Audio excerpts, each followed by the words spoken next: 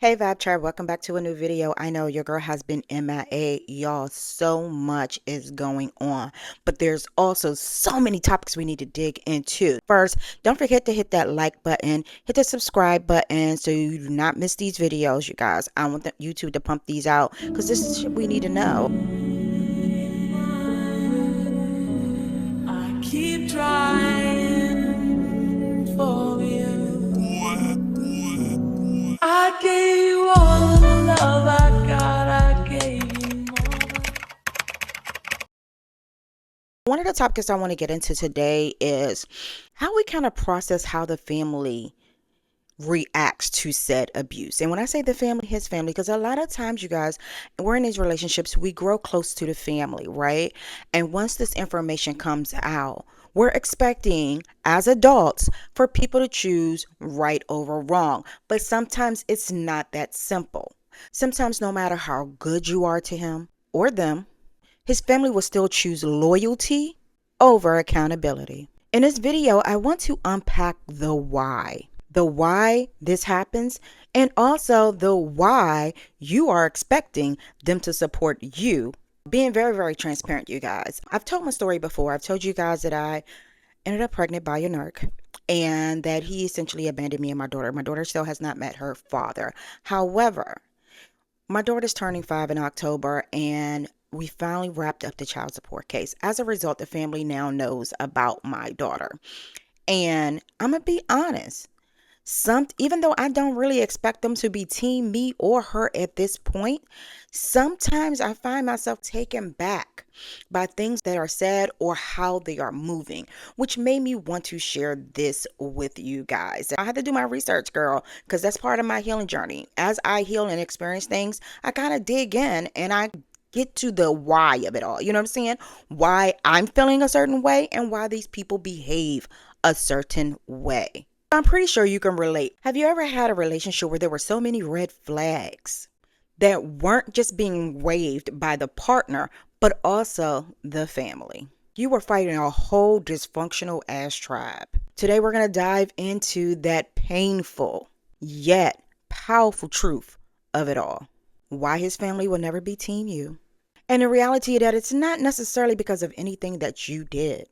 It's because abuse is rarely a solo act. In this video, I'm going to help you understand the psychological roles an abuser family plays and why it's okay to stop seeking validation from them.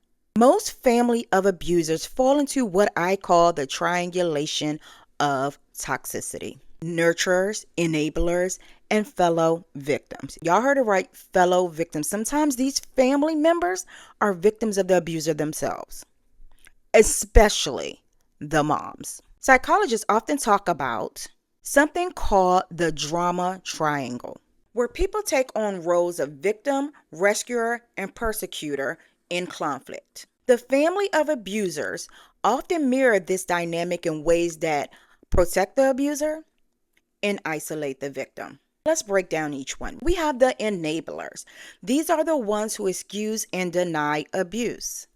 They say things like he's just stressed or he's been through a lot. Girl, he's been through a lot, and guess what? That has put me through a lot as well. According to trauma-informed therapist Dr. Thelma Bryant, enablers often come from households where emotional suppression is normalized. They see conflict and abuse just as another part of life, not a problem to be addressed. Next up is the nurturers. These are often the mothers or sisters who baby him, overprotect him, and make you feel like you're the problem for having boundaries. Licensed marriage and family therapist Nidra Glover calls this emotional enmeshment. These family members feel personally responsible for his comfort and project guilt on anyone who threatens it. I know y'all, this is hitting home for y'all. I know y'all like, oh, girl, yeah. These are the family members who have experienced his abuse, but have normalized it or buried it to survive, baby. And when you speak up, you trigger their unhealed trauma. So they gaslight and they blame you because they do not want to accept that they too experience this. A lot of times we get in these situations and we're like, Right is right, wrong is wrong. You're an adult. You know this is unacceptable behavior, and we cannot digest why they are coddling or making excuses, and we feel even more victimized. So I'm doing this video so that you can educate yourself. You will never win with them. Let me be real with you, baby girl. You could cook the holiday meal, hold their son down when he is broke and destitute, girl, smile through all of the shade, and still never be seen as good enough. And here's why. Number one, loyalty over say it with me. Loyalty over logic. Many families choose loyalty to the abuser even when they know he's wrong. They've invested in this lie that he's a good man because, especially for moms, sisters, aunts, grandparents, they don't want to believe that they even took part in raising and coddling this type of behavior. Admitting otherwise means admitting their own failure or complicity. And rather than say, I did something wrong, rather than say, oh, I fucked up, now that hard truth is like a knot in their throat. It's like a knot in their throat, y'all. They cannot accept that they was complicit and aided this behavior. Shared dysfunction. If his family was raised in chaos or codependency, they won't recognize healthy standards as love. They'll see it as a threat. Last but not least, you are the mirror. Your boundaries, your strength, your truth, it reflects everything they've been avoiding. And sometimes being around you makes them confront things that they are not ready to face. It makes them extremely uncomfortable. I want us to not forget, according to the National Domestic Violence Hotline, it takes a victim on average 7 attempts to leave an abuser for good. Why? Because it's not just the partner they're leaving. It's often a whole entire system that is against them leaving. I want to get into real quick why their rejection should be, and will be if you're watching this video, your redirection. You're not imagining it. They're definitely ignoring your pain. They're defending his lies. And I know they're making you feel fucking crazy right now. But hear me out. Hear me out. Their rejection is divine redirection for you if you play your cards right. You don't need their validation. You do not need to be chosen by people who co-sign your harm. You do not need to explain your truth to people committed to misunderstanding you. Let go of the fantasy that they'll change, that they'll apologize, that one day they'll pull you to the side and say, we're sorry, we knew, we was wrong. Let it go. If you need to write that down and you need to burn it, you need to bury it, you need to float it away, do whatever you gotta do, sis, to put that fantasy at bay. It may never come. And if it don't, it's okay. Okay? Healing begins when you stop waiting for the people who hurt you to care about what they did.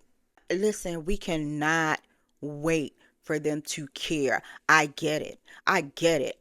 Listen, I'm gonna be honest with y'all. Part of me wants an apology. The other part of me doesn't even believe it, so then I don't want it. Either way, it was never going to be a factor in my healing journey. Here's what to do instead of ruminating over the fact that these people are never going to be team you. Create emotional distance. Even if you can't cut contact entirely, limit your availability. No more explaining yourself to people committed to misunderstanding you or committed to making excuses for your abuser. Number 2, speak your truth without needing agreement. Say what happened for you, not for their acceptance, if you even choose to. Next, lean into a safe community. Find spaces like Healing Her. Y'all, tap in. It's a link in my description area. Healing Her. I send out emails here and there, affirmations, meditations. Also, some of it is just basically me saying new video out. Hit the notification bell so you don't miss the videos.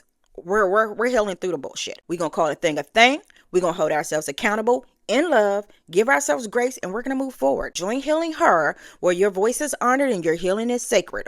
Last but not least, set your spiritual boundaries. Pray for them if you choose, but do not pray with them if they're using their faith to cover abuse. If this video touched a nerve, know this: you are not alone and you are not crazy, sis. You're waking up. Oh, welcome to the other side, girl. It is beautiful over here. It is so beautiful over here. And the Healing Her community is here to walk you through this journey. Again, check into that description area, click that link, sign up so that you can get all of the tea. Also, I drop strands directly related to, if you're a waist beat girly, by the way, I'm the owner of the Vibe Collection. I drop strands monthly, sometimes bi-weekly, that correlate directly with our pain point. I'm saying learning to love ourselves, learning to give ourselves grace. I'm learning to forgive. We don't forget. We forgive, but we learn and we grow. Anytime sense of abundance, manifesting a new life. You know what I'm saying? Being at peace, y'all. Amethyst. Amethyst. I got a beautiful amethyst strand for those girlies who need to find some peace. Again, click the link in the bio, sign up for Healing Her. And again, hit that like button if you have not done so. If this video fed your soul, please hit the like button. Share with your girls. Y'all, get out that group chat crying about those men. Share some healing videos to help you guys move forward. Again, subscribe to the channel. My name is Ebony, also known as Evolving Eb. Until next time, love yourself, protect your energy, and deal with life's bullshit with grace and gratitude, girl. Love ya. I keep trying.